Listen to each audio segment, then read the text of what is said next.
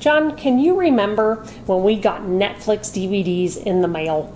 I do, and I kick myself for not buying shares of their stock back then. We'd be rich today. When Netflix moved from DVDs to streaming, they broke the model of pay TV by running shows and movies and eventually their own content for one low monthly price, all without ads. At least initially, streaming was defined by ad-free content. That is no longer the case. Ad-supported plans are really popular right now, and in this video, we're explaining why and what that means for the future of streaming. We'll also look briefly at how the major streaming apps compare on ad load. Let's start with answering the question of why ad-supported plans are so popular right now. A new report from Antenna shows that ad-supported plans are here to stay. Sign-ups for them have nearly doubled over the past 3 years to where they now make up 32% of sign-ups for premium on-demand services like Hulu, Paramount Plus, Disney Plus, and Netflix. Yeah, their growth has risen to nearly 60 million subscribers. Compare that to ad-free plans, which have more than 160 million subscribers, and it's clear that ad-free plans aren't going anywhere anytime soon. But ad-supported streaming is the future of the space. A look at the economics behind streaming explains why. As we've shared in our live streams, which we hold on Fridays at noon Central, and which we cover in our State of Streaming updates, streaming services are being pressured by investors to become profitable. They've been burning through cash for years to create content that attracts subscribers, and now it's time to pay back investors by generating more revenue.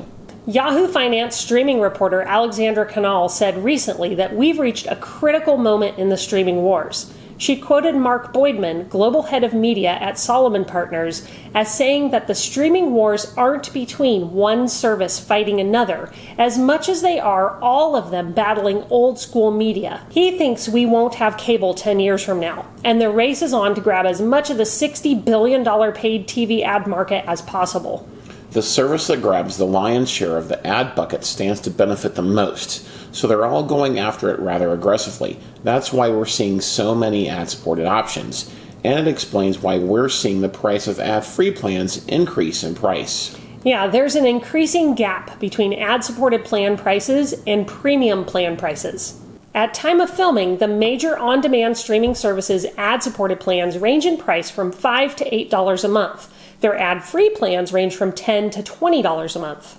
Yeah, and we really think Max is leading the way here with its recent rollout. Not only is it bundling, which is another trend that will continue to define the future of the streaming space, but it introduced an ultimate ad-free plan for $20 a month. It's widening the gap between the price of its ad-supported plan and ad-free plan.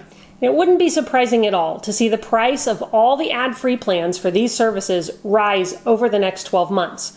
We're not saying for sure that they will, but we do know that based on the economics coming to define the streaming space, they stand to make more revenue off of ad-supported plans. And the more people they can get to sign up for their ad plans, the more they can charge advertisers to reach them, which means more revenue for them. Maybe that's why Netflix hides their ad-free lower tier plan. We don't think ad-free plans are disappearing anytime soon, just that we're going to have to pay more for them. Yeah, remember, they're all trying to increase revenue right now. Ads are the #1 way to do that. They can also raise subscription costs, but they have to be careful that they don't go above what people are willing to pay. Netflix is trying to raise revenue by cracking down on password sharing. But the other big way they can drive revenue up is through bundling. As Canal points out in her piece, the argument for bundling is that it's not only a better user experience for viewers, but it's a better ad play for companies running ads on streaming services. Never forget that advertisers want to reach as many eyeballs as possible with as much targeting as possible. Streaming is attractive to them because they can learn more about streamers' behavior and preferences through connected TV platforms like streaming services than they can through traditional TV. The next big growth opportunity as these players fight for survival and relevancy is ad dollars. And I think the end of Canal's interview with the host brings out the friction that we as streamers are experiencing as the market changes. The host tells Canal, quote, "I'm going to have to go back and figure out what bundles to get the most bang for my buck," end quote. So you have viewers on one hand who are looking to spend less on TV and streaming services who are looking to make more off of ad revenue. It's a perfect storm for higher priced premium plans and more ads and ad-supported plans. In light of that, and the fact that many people are moving to ad-supported plans, we want to wrap up with a quick look at how the ad loads, or amount and time of ads on the major streaming services, compare. A year or so ago, Discovery Plus, Peacock, and HBO Max ran the lightest ad loads in the market at less than 5 minutes per hour for all of them. A new report from Media Radar shows that while everyone's ad loads are up, Hulu and Discovery Plus are up the most.